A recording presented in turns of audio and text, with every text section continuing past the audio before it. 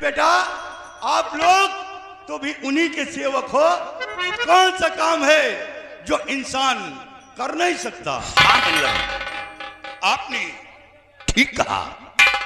कौन ऐसा काम है जो इंसान नहीं कर सकता? उसके अंदर हिम्मत और साहस होनी चाहिए।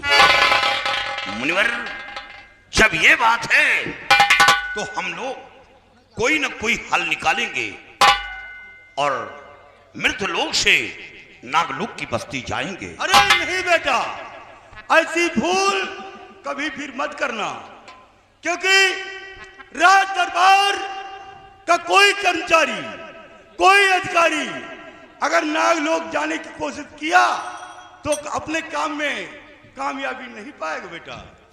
मुनिवर, जब हम लोग नहीं जाएंगे तो दूसरा कौन जाएगा?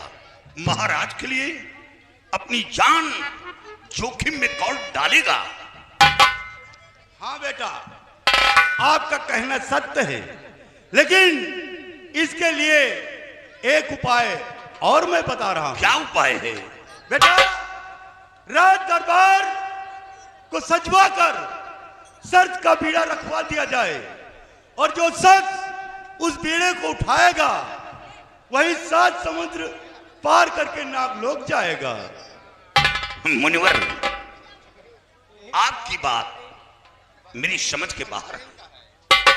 मान लीजिए शर्त का भरा हुआ बीड़ा दरबार में रखवा दिया गया, लेकिन जब बीड़े की शर्त इंसान के कानों तक पहुंचेगी कि बीड़े को उठाकर उसे नागलोक जाना होगा, तो उठाने की बात तो दूर रही, बीड़े के करीब कोई नहीं आएगा, वो सुनकर कोसों दूर भागेगा। हाँ बेटा, आपका कहना ठीक है, लेकिन उपाय बताना मेरा काम था, जो मैंने बता दिया। अब आगे का काम सम्राट का है। अरे बेटा, ये दरबार, और दरबार में शेर कहां से आ गया?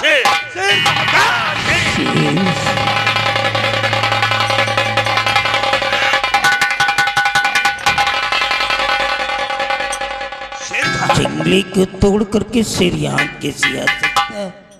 लेकिन शेर तो कहीं दिखाई नहीं दे रहा। शंकर सिंह, मैं समझ गया, ये मुनिवर नहीं थे, बल्कि मुनिवर के शब्द में प्रभु का आगमन हुआ।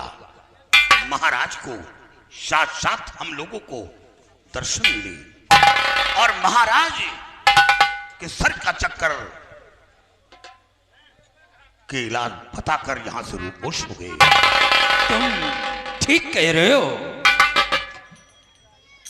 हाँ बेटी, कुछ ऐसा ही मुझे भी प्रतीत हो रहा, क्योंकि इस प्रकार उनका दाखिला देना और ये सब बतला देने के बाद अचानक सबके सामने आंखों से ओझल हो जाना, ये साधारण मानव का काम नहीं हो सकता।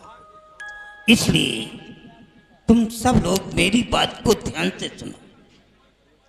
हमारे राज दरबार को सजवा करके शर्त का बीड़ा रखवा दो, और ये हमारे राज्य में घोषणा कर दो कि महाराज के सर में चक्कर आता है, जिसे लेकर के महाराज ने शर्त का बीड़ा रखवा दिया है।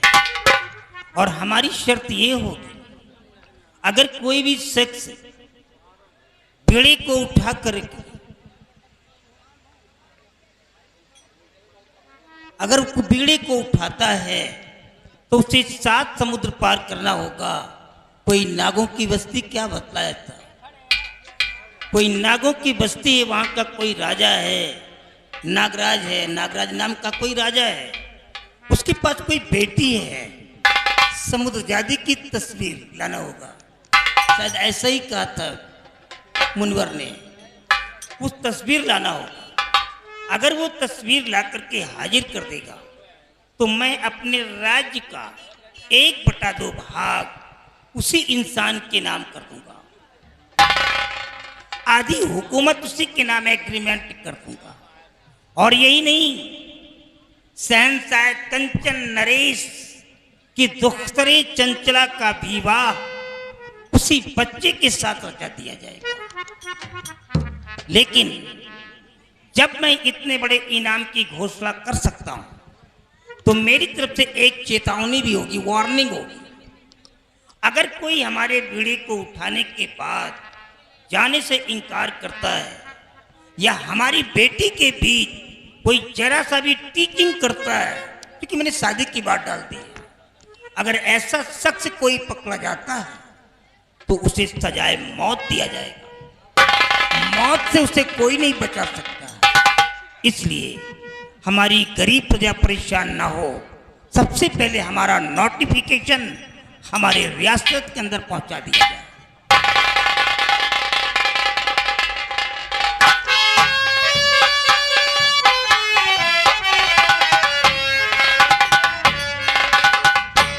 शंकर सिंह, कहिए।